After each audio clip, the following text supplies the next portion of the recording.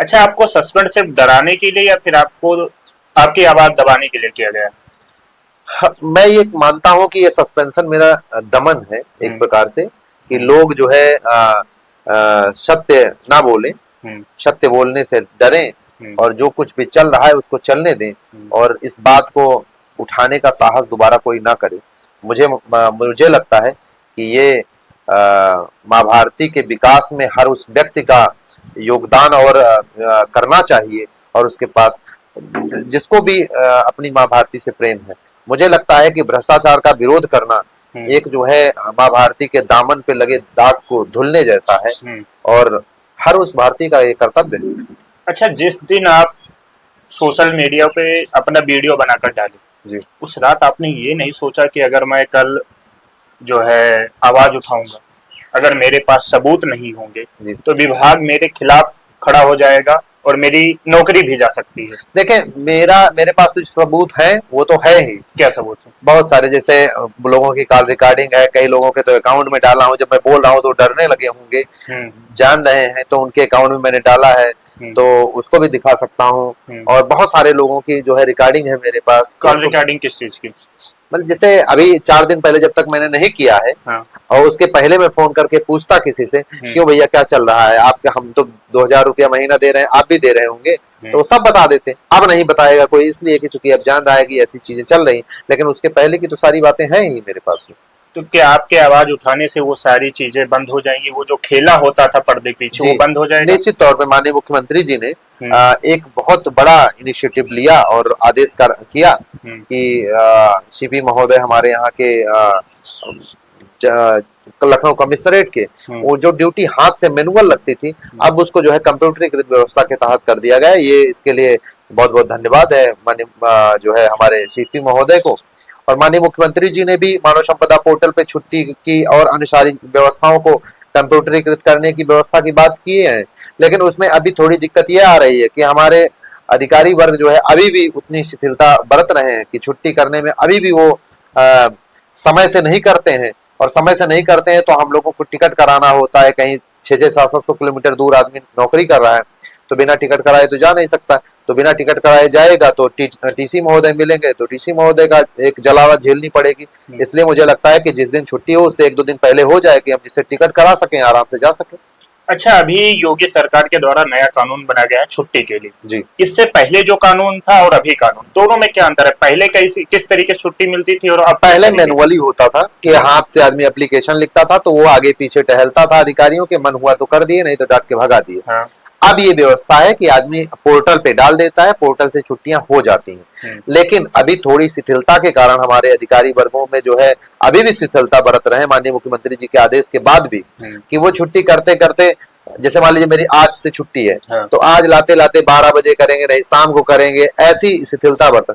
मुझे लगता है कि माननीय मुख्यमंत्री जी के आदेश का अक्षरशः पालन होना चाहिए कि 2 दिन पहले ही हो जाए छुट्टी, जिससे आदमी को टिकट निकालना होता है और तमाम प्रकार की व्यवस्थाएं बनानी होती हैं, तो वह वो लास्ट समय का इंतजार न करे, जिस दिन छुट्टी रहे उस दिन अपना जाए, अपना छुट्टी रवानगी कराए चला जाए। 2 दिन पहले से उसकी अपनी सारी व्यवस्था हो जाए कि हाँ छुट्टी हो गई। अभी क्लियर ही नहीं रहता छुट्टी है, लेकिन जरूर ये बात आपके माध्यम से माननीय मुख्यमंत्री जी तक पहुंचेगी तो निश्चित तौर पे इस पे अमल कराया जाएगा। तो क्या योगी सरकार की ही पुलिस योगी की बातें अनदेखा कर रही है? निश्चित तौर पे जो है कुछ लोग हैं जो अनदेखा करते हैं, और माननीय मुख्यमंत्री जी तक बात पहुंचेगी तो बिल्कुल नकेल कसी जाएगी, यही मुझे भी और पूरे पुलिस परिवार को उम्मीद है। अच्छा, काले अंग्रेज कौन है पुलिस विभाग में? जी, मैंने काले अंग्रेज इसलिए कहा था कि 1861 का पुलिस रेगुलेशन एक्ट जो है, जो हमारे वीर सपूतों के दमन के लिए बनाया गया था, तो इस समय अगर आज भी वो प्रासंगिक है तो केवल रंग ही तो बदला है, वो गोरे थे काले थे, इसलिए मैंने काले अंग्रेज कहा। मैं सबके लिए नहीं कहा हूँ, ये 80 से 85% लोगों के लिए मैंने नहीं कहा, केवल 10-15% लोगों के लिए मैंने कहा। अच्छा, आज आपके डिपार्टमेंट के लोग आपके साथ खड़े हैं? बिल्कुल, सबका मौन समर्थन है। हमारे साथ तो डिप्टी एसपी और आईपीएस भी फोन करके कहते हैं कि जो है बेटा तुम बहुत अच्छा कर रहे हो। नहीं, अभी तक किसी का समर्थन में आपके कहीं पे समर्थन सभी का है, समर्थन मौन समर्थन है। अगर कोई बोलेगा तो अनुशासनात्मक कार्रवाई करती जाएगी उसी के डर से, नहीं तो वो अनुशासनात्मक कार्रवाई होगी और उनका पूरा परिवार अनाथ हो जाएगा, इसलिए लोग इससे बचते हैं। लेकिन सभी का समर्थन है, पूरे भारत का समर्थन है मेरे लिए। अच्छा, आपके लिए नौकरी जरूरी है या सच बोलना? सच बोलना। नौकरी चली जाए? निश्चित तौर पे मैंने जब ये बोला हूँ तो मुझे भी इस चीज का इल्म है कि क्या हो सकता है क्या नहीं हो सकता, लेकिन मैं जानता हूँ कि सत्य ज्यादा महत्वपूर्ण है। नौकरी तो महत्वपूर्ण होती है लेकिन सत्य ज्यादा महत्वपूर्ण है अगर तुलनात्मक रूप से देखा जाए तो आप सत्य को आवाज उठाने के लिए, सत्य की आवाज बनने के लिए अपनी नौकरी भी आप दांव पे लगा सकते हो। बिल्कुल, सत्य का ऐसा महत्व है और सत्य का मैं हमेशा कहता हूँ कि सत्य का महंगा नशा करता हूँ और उसी नशे में झूम रहा हूँ। तो ये इसके नशे को आप जब महसूस कर लेंगे, जैसे कहते हैं ना कि राधा रानी का नाम जपने वाले से पूछिए कि उसका आनंद क्या है, तो जब आप सत्य पे चलने लगेंगे तो आपको पता चलेगा कि इसका आनंद क्या है। जैसे आप लोग तो चल ही रहे हैं, आपको पता ही है। अच्छा, भारत की जनता आपकी बात पे क्यों विश्वास करे कि आप जो आज पुलिस प्रशासन के खिलाफ आवाज उठा रहे हो, बिल्कुल ये चीजें सत्य है और आप इस चीज में संलिप्त नहीं थे? बिल्कुल, मैं हमेशा बिल्कुल ये होना चाहिए क्वेश्चन। हाँ।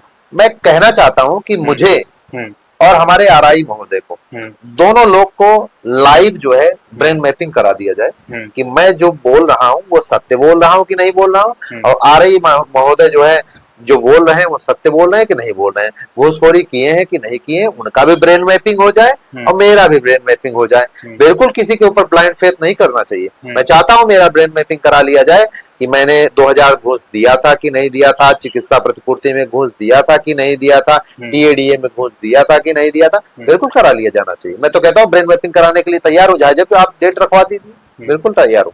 अच्छा, आपने एक बात कहा था एक इंटरव्यू में कि जितने भी अधिकारी हैं, चाहे वो एक होमगार्ड से लेकर और डीआईजी तक, जितने भी हैं, सबका साल में एक बार ब्रेन मैपिंग होना चाहिए। मैंने इसलिए कहा था कि जैसे जनता को अब अधिकारियों के ऊपर थोड़ा विश्वास कम होता जा रहा है। थोड़ा कम कि पूरा कम? अब मैं तो थोड़ा ही कम कह रहा हूँ, आप चूंकि आप भी समाज को देख रहे हैं तो आप और भी कह सकते हैं, लेकिन मेरा मानना है कि 80 से 85% पुलिस वाले अच्छे हैं, लेकिन मैं ये चाहता हूं कि अगर लोगों का विश्वास कम हो रहा है हमारे अधिकारी वर्ग है जिनके ऊपर भी, तो इनका क्यों ना एक बार साल में ब्रेन मैपिंग करा लिया जाए केवल एक बात का कि आपने इस वर्ष घूस लिया है कि नहीं लिया है। इससे ये होगा कि विश्वास भी बढ़ेगा, और चूंकि ये आपके लड़के की तिलक का मामला नहीं है, ये सरकारी कार्य है, जनता का कार्य है, उसमें अगर आपके लिए ये क्वेश्चन रख दिया जाए और ब्रेन मैपिंग करा लिया जाए तो कोई गलत नहीं। मुझे लगता है इसके लिए हमारे अधिकारी वर्ग तैयार भी हो जाएंगे। ये जरूर पहल करनी चाहिए और निश्चित तौर पे होना चाहिए। अच्छा सर, आज पुलिस विभाग का ही एक पुलिस वाला पुलिस के सिस्टम के सामने घुटना टेक चुका है, तो भारत की आम जनता कैसे पुलिस प्रशासन पे जो है अपना विश्वास बनाए? जी देखें, मैं घुटना नहीं टेका हूँ, मुझे पूरा विश्वास है। प्रताड़ित तो है आप? प्रताड़ित भी नहीं। क्यों, भ्रष्टाचार से? नहीं, भ्रष्टाचार से तो पूरा जो है सबतखोर से, घुसखोर। हाँ बिल्कुल, प्रताड़ित का मतलब तकलीफ है उनसे। तो लेकिन मुझे पूरा विश्वास भी है जो हमारे लोकतांत्रिक मुखिया हैं हमारे प्रदेश के, माननीय मुख्यमंत्री जी, पूरा विश्वास है कि वो, चूंकि मैंने एक बार उनका पुराना भी वीडियो मैंने देखा था कि वो किसी इंस्पेक्टर को जो है डांट रहे थे घूस लेने के लिए, तो मैं जानता हूं कि माननीय मुख्यमंत्री जी इस चीज के सख्त विरोधी हैं। अगर वो घूस लेते हुए या घूस लेने के बाद जानेंगे, निश्चित तौर पे लोगों का जो है नकेल कस देंगे। और इसी विश्वास के साथ मैं सारी चीजें, चूंकि उनके समय पे इसलिए कह रहा हूं कि मैं जानता हूं कि वो एक मजबूत इच्छा शक्ति के हमारे प्रदेश के मुखिया हैं, निश्चित तौर पे वो इसका दमन करेंगे। नहीं तो आम जनता कैसे पुलिस पे विश्वास करेगी? इसीलिए तो मैं चाहता हूं कि ट्रांसपेरेंसी हो, कि आम जनता विश्वास करने के लिए विश्वास बना सके। अभी आपने कहा कि योगी जी हैं और योगी जी भ्रष्टाचार की अगर कहीं भी आवाज सुनते हैं तो उसके ऊपर कार्यवाही करते हैं जी। तो 9 साल सत्ता में आए हो गया योगी जी को जी। और आपको 10 साल से ज्यादा हो गया प्रशासन ने, तो अब तक क्यों आवाज नहीं उठाई? योगी जी तब भी थे, तो लेकिन आप ये भी देख रहे होंगे कि माननीय मुख्यमंत्री जी हमारे जब से हैं तो विजिलेंस की टीमें जगह जगह घूम भी रही हैं, उठा भी रही हैं लोगों को। तो ये माननीय मुख्यमंत्री जी की इच्छा शक्ति को ये परिलक्षित करता है कि वो भ्रष्टाचार के विरोधी हैं और भ्रष्टाचार नहीं चाहते हैं, एक जीरो टॉलरेंस का प्रदेश बनाना चाहते हैं, जीरो टॉलरेंस की नीति। लेकिन जो है कुछ लोग उनकी छवि धूमिल करने का प्रयास कर रहे हैं, और हम जैसे लोग ये चाहते हैं कि हमारे जो संत जैसे हमारे प्रदेश के मुखिया हैं उनकी छवि धूमिल करने वालों के ऊपर नकेल कसी जाए। मैं इसी विश्वास के साथ उन तक अपनी बात पहुंचाना चाहता हूं। नहीं, चालू रहने दो सर। अभी आपने कहा था कि जब आपने आवाज उठाई उसके बाद आपके माता जी को जो है रात में पुलिस पहुंचती है आपके घर पे, आपकी आवाज उठाने के बाद रात में आपके घर पे पुलिस पहुंचती है और आपके माता जी के ऊपर दबाव डालने की कोशिश की जाती है कि आपकी आवाज दब जाए। देखें, मैं पहले भी बताया हूँ कि कोई दबाव नहीं बनाने का प्रयास किया गया था। जो लोग आए थे यहाँ पे, हाँ। चूंकि वो हमारे ही पुलिस परिवार के हैं, हाँ। वो हमारी माता जी से बहुत सम्मान से और विनम्रता से प्रणाम करके अंदर आए और एक सम्मान से वो सारी चीजें रही। चूंकि वो फिर आपने क्यों कहा कि मेरे कहने का मतलब ये था कि रात्रि 1 बजे आना ठीक नहीं था। अगर आपके घर के द्वार पे पुलिस के लोग नहीं, आपके 4 पुत्र अगर पुलिस में हो और चारों लोग वर्दी पहन के आ जाएं और अपनी ही माता से मिले, तो माता जी को जो है हार्ट बीट बढ़ जाएगी। मेरा सिर्फ इतना कहने का मतलब था कि 1 बजे आना ठीक नहीं था। चूंकि मैं कोई आतंकवादी नहीं हूँ, ना ही मैं कोई भ्रष्ट जो है वो हूँ, लुटेरा हूँ, डाकू हूँ, ना बलात्कारी हूँ। तो इस तरह से ऐसे एक सम्मानित व्यक्ति के यहाँ, जो कि सिपाही भी हो, आपके परिवार का हिस्सा भी हो, 1 बजे रात में आना ठीक नहीं था। और जब मेरे घर में ऐसे आ सकते हो तो जनता के घर में कैसे जाते होगे, ये भी एक प्रश्न चिन्ह खड़ा करता है। अच्छा सर, जैसे कि अगर आपके पास वो पद होता जी, आप उस कुर्सी पे बैठे होते, तो आप पुलिस विभाग में क्या बदलाव करते? कौन सी कुर्सी की बात कर रहे हैं, तो फिर मैं बताता हूँ। जो ऐसे पावर की कुर्सी जिसपे ये सारी जहां से फैसले लिए जाते हैं, मैं निश्चित तौर पे सबसे पहला तो यही करता कि एक ट्रांसपेरेंसी जो है, जैसे मानव संपदा पोर्टल से जो अंदर के भ्रष्टाचार हैं इसका दमन करता।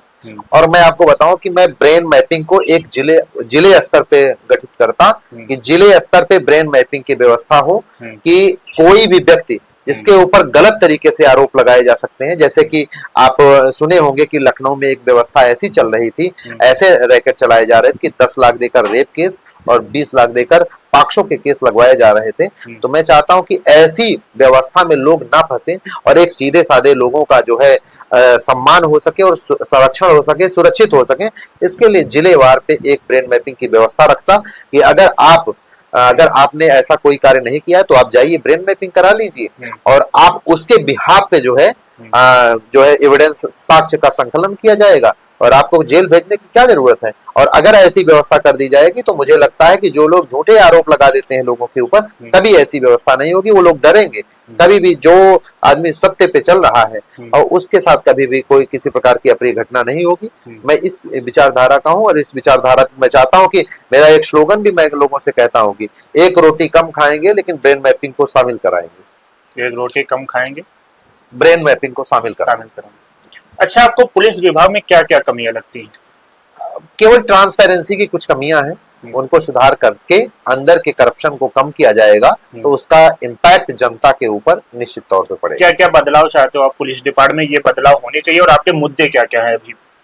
मैं तो सीधा सीधा कह रहा हूँ कि मानव संपदा पोर्टल पे जो है, जैसे हम लोगों की जो बेसिक नीड्स हैं, जैसे छुट्टी की है, टीएडीए की है, चिकित्सा प्रतिपूर्ति की है, और हमारा सिंगल विंडो सिस्टम, मान लीजिए कोई हमारी समस्या है तो उसको मैं एक सिंगल विंडो के माध्यम से एप्लीकेशन दे और उसका निस्तारण होकर हमें मिले, ये एक ट्रांसपेरेंसी के साथ मानव संपदा पोर्टल पे होना चाहिए। जो कुछ भी है सब ट्रांसपेरेंसी के साथ हो, इससे अंदर का करप्शन खत्म होगा और बाहर इम्पैक्ट दिखेगा, जनता के ऊपर इसका बोझ नहीं पड़ेगा और जनता भ्रष्टाचार का जो शिकार होती है पुलिस के द्वारा वो नहीं होगी। यही मेरा सपना है, यही मैं करना चाहता हूँ। अच्छा, क्या आपको लगता है कि आपके लिए एक मजबूत कड़ी बनी है सोशल मीडिया?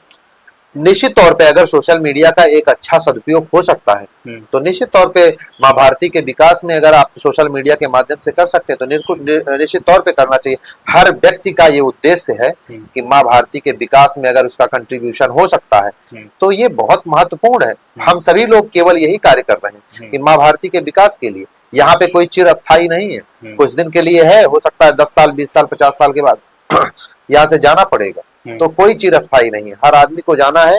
आप कंट्रीब्यूशन केवल इतना कर रहे हैं कि जो हमारा माँ भारती है इनके विकास में इनके कितना अच्छा बनाया जा सके और आगे आने वाली पीढ़ियों के लिए कितना अच्छा जो है एटमॉस्फेयर बनाया जा सके, उसके लिए हम लोग कार्य कर रहे हैं। अच्छा सर, अभी आप सिस्टम से लड़ रहे हैं और अगर हम दूसरी तरफ देखें वकीलों का, अगर एक वकील के ऊपर अगर कोई भी बात आती है तो उसका पूरा डिपार्टमेंट खड़ा हो जाता है, उसके साथ हर जगह से आवाज उठती है, धरना प्रदर्शन होता है। आप डिपार्टमेंट को, लेकिन अभी तक कहीं धरना प्रदर्शन या किसी ने भी सोशल मीडिया पे आकर एक बयान नहीं दिया है, कोई भी पुलिस विभाग का आदमी, कि वो आपके समर्थन में है, वो आपके साथ खड़ा है, आपकी लड़ाई में आपके साथ है जी। तो आप अकेले कैसे सिस्टम से लड़ पाओ? मैं निश्चित तौर, देखें, मैं चाहता भी नहीं हूं कि हमारे पुलिस परिवार के लोग अपनी ड्यूटी छोड़कर और इस तरह से धरना प्रदर्शन में हमारे पास शामिल हो। अगर शामिल होने के लिए कोई आने लगेगा तो सबसे पहला व्यक्ति रहूंगा जो मैं मना कर दूंगा कि इसमें शामिल होने की जरूरत नहीं है। मेरे साथ उनका मौन समर्थन है। अब पूरे भारत के लोगों की जनता का हमारे साथ मौन समर्थन है, खुल के समर्थन है। और वकील साथियों का दिन भर में कितने फोन आते रहते हैं, उनका समर्थन है। आप जैसे पत्रकार साथियों का समर्थन है, हमारे माननीय मुख्यमंत्री जी का समर्थन आपके माध्यम से जब पहुंचेगा तो उनका हो जाएगा। और किसकी जरूरत? हमारे पुलिस परिवार के लोग हैं वो अच्छे से ड्यूटी करें, उनके लिए मैं संघर्ष कर रहा हूँ। निश्चित तौर पे न्याय होगा। हमारे माननीय मुख्यमंत्री जी निश्चित तौर पे न्याय करेंगे, हमें पूरी उम्मीद। अगर आपकी कल वर्दी छिन जाए, ये फिर भी आंदोलन जारी रहेगा? निश्चित तौर पे, जब तक सांसें हैं, सांस के आखिरी सांस तक, खून के आखिरी बूंद तक, हड्डियों के आखिरी चूरे तक चलता रहेगा। क्या सच बोलना पुलिस वालों की आंखों में चुभता? नहीं, ये 85% लोगों के केस में नहीं है। सत्य बोलना उनको भी अच्छा लगता है और सत्य सबको पसंद है। अगर नहीं पसंद होता तो एक अदना सा सिपाही जिसको अपने गांव के बगल के लोग नहीं जानते थे, सत्य की शक्ति है कि पूरे भारत के लोग मुझे जान रहे हैं और पसंद कर रहे हैं। ये शक्ति का संवर्धन हो रहा है। जिस दिन संवर्धन होगा उस दिन ये पुलिस विभाग में रिफॉर्म भी होगा, जो व्यवस्थाएं हैं उसको बदल दिया जाएगा। अच्छा, जब से आपने आवाज उठाया है, किसी अधिकारी के द्वारा आपको बुलाया गया कि आइए, ये आप क्या कर रहे हो, आइए बातचीत कर लीजिए, ये सारी चीजें छोड़िए? नहीं, ये कोई हमें बुलाने का प्रयास नहीं किया। मैं तो चाहता हूँ कि मुझे बुलाया जाए, मैं अपनी पीड़ा को बताऊं और उसको, वो और भी बुद्धिजीवी लोग हैं और अच्छी पढ़ाई करके आए, हम सभी लोग। और मैं, अगर मुझे डीजीपी महोदय बुलाएंगे और मैं जो है जाके अपनी भी पीड़ा बताऊंगा, अपनी सारी बातें बताऊंगा। और अगर मुझे वो अपने बगल में बैठा लेंगे तो एक सामाजिक परिदृश्य में देखा जाए तो बड़ा भाई अगर छोटे भाई को बुला लेगा तो कद बढ़ता ही है। और वो हमारे अधिकारी भी हैं, अगर वो हमें अपने बगल में बैठा लेंगे छोटे सिपाही को, तो इसमें महानता ही है, कोई गड़बड़ नहीं है। और जो गलत है मैं उसको अच्छे, जो मैंने देखा है उसको मैं बता दूंगा, उसमें निस्तारण हो जाए, ये मेरा सपना है। अच्छा, जिस देश में सर एक FIR बिना पैसे के नहीं लिखा जाता जी, उस सिस्टम से आप अकेले लड़ पाओगे? मैं ये नहीं मानता हूँ कि ऐसा ही होता है, केवल बिना एक भी मुकदमा लिखाना है तो आपको घूस ही देना पड़ेगा, ऐसे मैं नहीं मानता हूँ। हाँ, जरूर कुछ कमियां हैं, ट्रांसपेरेंसी की वजह से कुछ कमियां हैं, लेकिन उस पर निश्चित तौर पे सुधार होगा। और अकेले लड़ने की बात है तो मैं अकेला नहीं लड़ रहा हूँ, इसमें हर व्यक्ति जो है लड़ रहा है। और मैं और लोगों से भी आह्वान करना चाहूंगा कि आप सभी लोग केवल घर के अंदर से, चूंकि गर्मी भी बहुत ज्यादा है, घर के अंदर से बढ़िया आप खाइए पीजिए और अपने शरीर को स्वस्थ रखिए और भ्रष्टाचार के विरोध में अपने आप को मजबूत करिए, बस। अच्छा, लोगों का ये भी कहना है कि आपको हीरो बनने का शौक था, आपको फेमस होने का शौक। जी, निश्चित तौर पे मुझे लगता है कि हर उस व्यक्ति को हीरो बनना चाहिए। अगर जो है माँ भारती के विकास में अगर वो कंट्रीब्यूट कर सकता है तो हर व्यक्ति, माँ भारती की नजर में उसके हर लाल जो है हीरो है। मैं भी हीरो हूँ, इसमें कोई डाउट नहीं। तो फिर तो आपको एक्टिंग के दुनिया में जाना चाहिए। एक्टिंग का मतलब ये नहीं होता है कि केवल वही हीरो है। मैं उसको ज्यादा हीरो, मैं अपने भगत सिंह जैसे लोगों को ज्यादा हीरो की तरह देखता हूँ। मैं और लोगों को उतना हीरो नहीं देखता हूँ जितना मैं भगत सिंह जी को हीरो देखता हूँ। मैं वैसा हीरो पसंद करता हूँ। ये लड़ाई कब तक जारी रहेगी? तब तक जब तक जो है इसमें सुधार नहीं होता है, भ्रष्टाचार का समूल नाश नहीं होता है। अगर आज एक पुलिस वाला डिपार्टमेंट से प्रताड़ित है तो जो आने वाले युवा हैं, जो युवा साथी पुलिस की तैयारी कर रहे हैं, उन पे इसका क्या प्रभाव पड़ेगा? वो कैसे विश्वास करेंगे कि कल मैं भी सिस्टम में जाऊंगा, आज मेरी सोच है कि मैं गरीबों की मदद करूंगा, वहां पे जाकर मुझे भी हिस्सा बराबर का खाना है, हिस्सा ला कर देना, तो वो कैसे फिर पुलिस में आके लोगों की कैसे संरक्षण करेगा? बिल्कुल इसी कार्य में मैं लगा हूँ कि उनके लिए एक अच्छा एनवायरनमेंट हो। मैं हमेशा कहता हूँ कि अपने आने वाली पीढ़ियों के लिए ऐसा एनवायरनमेंट तैयार किया जाए कि जिससे उनको घुटन ना हो। उसी कार्य में लगा हूँ कि जो आगे लोग आए तो उनको, जो मैं झेला और मैंने पीड़ा को महसूस किया, उनको ना झेलना पड़े, इसीलिए मैं लड़ता हूँ। इसीलिए आपकी लड़ाई जारी है, लड़ाई आपकी जारी रहेगी? निश्चित तौर पे जारी रहेगी। तो अभी आपने एक बात और कही थी कि DIG जी हमें जिस दिन बुलाएंगे, DIG साहब को, मतलब कोई भी अधिकारी, जिस दिन आपको बुलाएगा बगल की कुर्सी पे बैठाएगा। बगल की कुर्सी का मतलब ये नहीं कि मैं DIG हो जाऊंगा या ADG हो जाऊंगा। मेरे कहने का मतलब सिर्फ इतना है कि मैं अपनी पीड़ा उनके पास निश्चित तौर पे बताना चाहूंगा, अगर वो हमको बुलाएंगे। तो बिना बुलाए तो भी आप जा सकते हो? बिल्कुल, मैंने अपने जो व्यवस्थाएं थी उसके माध्यम से अपनी बातें मैंने रखी, एप्लीकेशन के माध्यम से दिया था। अब जो है अब वीडियो के माध्यम से भी बता रहा हूँ, एक चैनल ये भी है।